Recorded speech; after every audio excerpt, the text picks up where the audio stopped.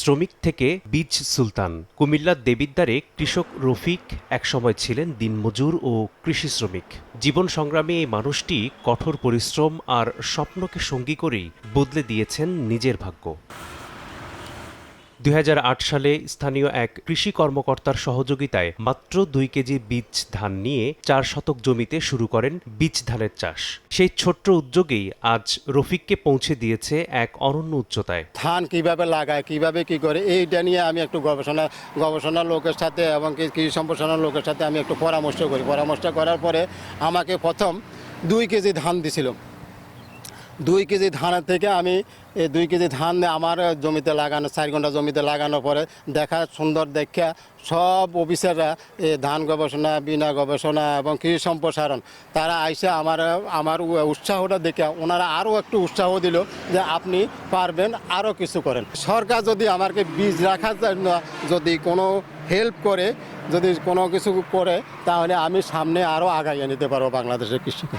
বীজ উদ্যোক্তা ও ধান গবেষণায় সহায়তাকারী এই কৃষক এলাকায় বীজ সুলতান নামে পরিচিত। তাই এলাকাবাসীর কাছে কৃষক রফিক শুধু একজন চাষী নন, তিনি এক অনুপ্রেরণার নাম। আমরা ওনাকে চিনি বীজ সুলতান রফিক হিসেবে।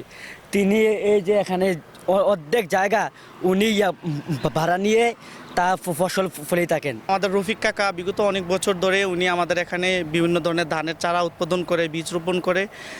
সারা বাংলাদেশের মানুষ ওনার কাছ থেকে বিভিন্ন ধরনের ধানের চারার উৎপাদন এবং বিভিন্ন ধরনের বীজ নিয়ে থাকে।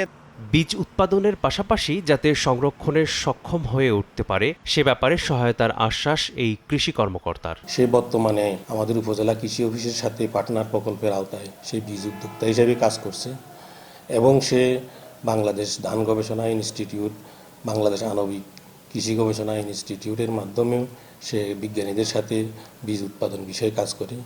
তার এখানে আধুনিক জাতগুলাই সে আবাদ করে থাকে, আধুনিক জাতের বীজ উৎপাদন করে থাকে। আমরা তাকে প্রযুক্তিগত দিক দিয়ে আমরা সহায়তা করে যাচ্ছি এবং ভবিষ্যতেও আমরা আধুনিক প্রযুক্তি বিষয়ে আমরা তাকে আরও সহযোগিতা করব।